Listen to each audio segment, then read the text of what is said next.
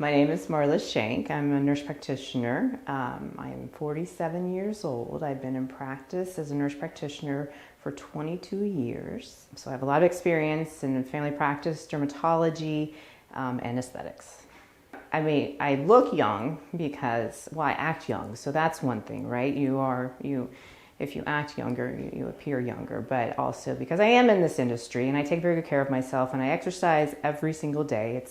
To be beautiful on the outside, you have to be beautiful on the inside. If you don't like what's going on the inside and you don't feel well on the inside, it doesn't show. So I do a lot of the diet program here just because I myself have always fought weight. So, and diet and exercise go hand in hand. So eating healthier means a lot to a lot of different people. But what I encourage my patients to do is to pick the best possible choices they can afford.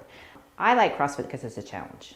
So I really like for my patients to strength train, do cardio, and then find a nice balance. You know, they also need to have some stretching, maybe yoga, because that kind of balances both the body and the mind. You know, having some, stretching is kind of getting at one with yourself. I am a mother. I'm a mother of two girls, 16 and 14. So my life is very busy. I like teaching our staff on the procedures that I know the most about, sharing my education with them. In a very non-threatening way, right? So I ask lots of questions, I make it fun.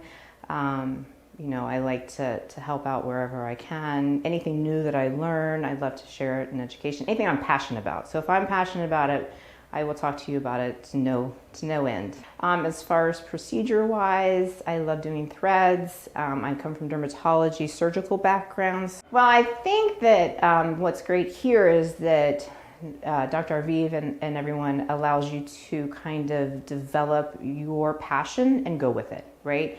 So whatever it is, if you like Botox, if you like hormones, if you like peptides, and it's reasonable, right? And it's going to help our patients out, then I think it's a good thing to have a very balanced staff here. I guess they always say like, see one, do one, teach one, right? In the aesthetics industry, I really think that it gives you firsthand knowledge when you're the patient. Because I think that there's a big fear that goes on with having procedures done. I think that's the biggest thing that stops people from coming. I remember the first time I ever had Botox done, I was totally scared. And my dad, he's a plastic surgeon, did my Botox. And after it was done, I was like, oh, wow. So I think that you can better explain to patients what to anticipate, what they're going to feel, how they're going to recover at home, how much downtime there'll be, when you can start to see results, what different side effects are normal and which ones aren't, when you need to call, when you don't want to call. So being a patient makes you a better teacher. So we have a lot of keloid patients, and I treat a lot of keloids here. We do some excision, we do some Kenalog injection. We do something called shockwave therapy on keloids that I don't know a lot of people are doing. There's some research, I found it. We had the machine, so I decided to try it for my patients and they had some good results. So keloids are a challenge in and of themselves. Not only are they disfiguring to the patients and frustrating because they itch, they hurt, they grow. The patient doesn't have to do anything to make that happen. Sometimes they'll have a procedure done or an ear piercing done and then they have no scars whatsoever. It turns out fine. Then they go and have it done on the other ear and they get this big keloid.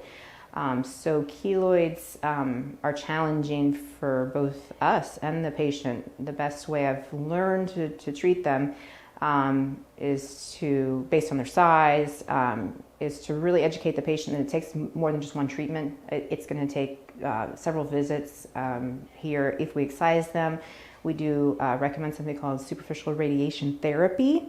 It is done outside of our clinic by a radiation therapist. But radiating those keloids, if we do decide to excise it, radiating the keloids within 24 hours of the procedure, radiating in 24 hours, and then radiating them for the next 2 days. So basically, if we excise a keloid, we can get people in to do radiation therapy on day 1, 2, and 3 post-surgery. Then they have a very greatly reduced likelihood that the keloid will return for that. And then following up once a month for evaluation and possibly some steroid injections for at least 6 months. Some of them are easy. If they're little, If they're big though, it's a little more challenging. But